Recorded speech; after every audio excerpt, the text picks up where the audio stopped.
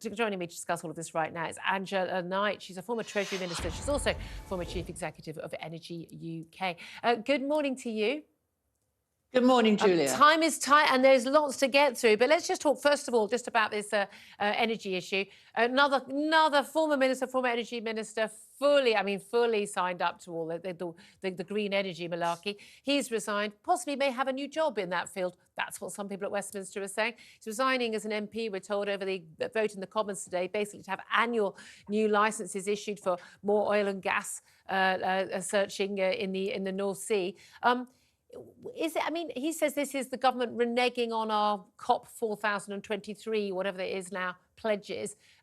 Is that a cop out, for want of a better phrase, or is it still completely necessary, no matter what the lunatic net zero pledges are, that we will still need oil and gas? Exactly, it is still completely necessary, and we either import oil and gas to fill the gap. Or we drill it out of the North Sea. Now, North Sea is a declining asset, sadly, but it is. However, it does make sense to say, well, instead of importing everything that we do need to import from a long way away, Qatar's one of the nearest, but you see all the problems that we've now got in getting through the Suez Canal and the Red Sea. So instead of risking everything on that, what we can actually manage to do is get some more out of the North Sea of oil and gas, and it makes common sense to do it.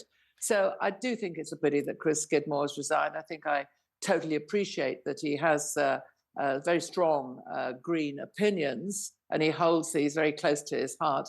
At the same time, there's a practicality keeping the economy of the UK running, having a sensible transition and doing things from a practical perspective. And somehow those two seem to have got That's literally the job of the people running the country. I mean, being practical, saying, oh, it's terrible, we're going to have more oil and gas, as opposed to dirtier, more expensive liquefied natural gas from abroad. I'm sorry, he's unfit for office. I say good riddance. I've always thought the man was an idiot. I mean, he's either stupid, or he's insane, or he's a liar, because he cannot possibly, if he pretends to know anything about this issue, which apparently he does as a former energy minister, think that we can actually run our economy, heat our homes and keep the country running on purely wind and solar. I mean, that's certifiably insane. People need to be called out for it. And that is absolutely correct. It is ridiculous to think that that's the case.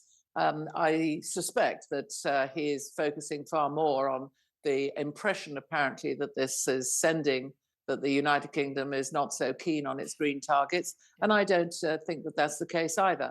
I think that the message it sends is that the UK is being practical and sensible and getting its plan properly in place and having security as a key issue. Exactly. Keeping the lights on. I'm old-fashioned like that, Angela.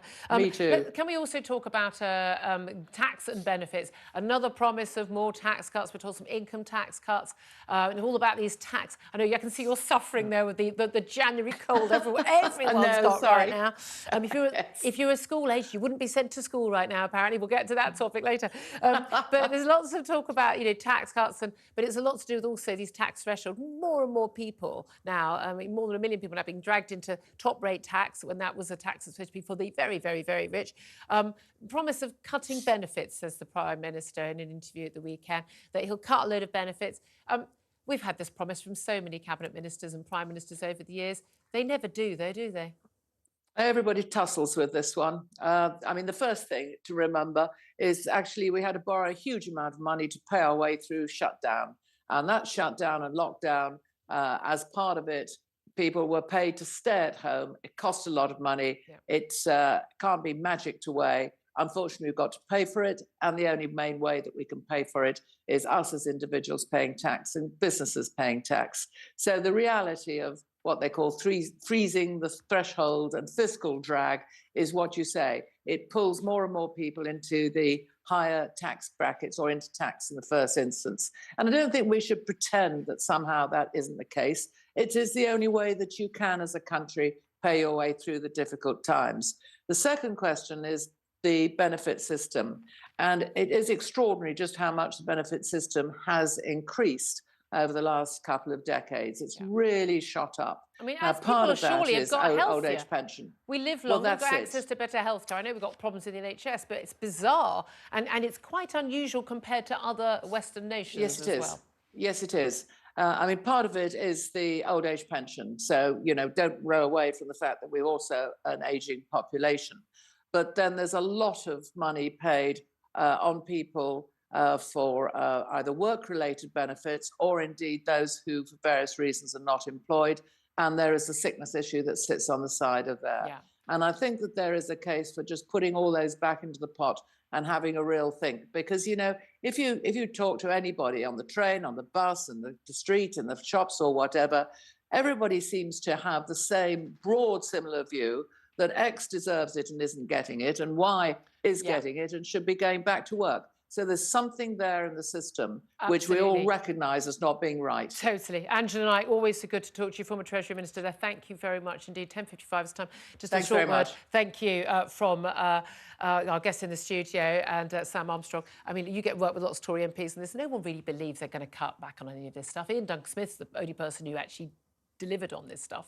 I've been in office for 13 years, right? If you wanted to change the threshold, if you wanted to change the rules, and that's the only way you can cut it, why haven't you done it so far? What are you going to do next? What specifically, what new rule are you going to impose that will cut the costs?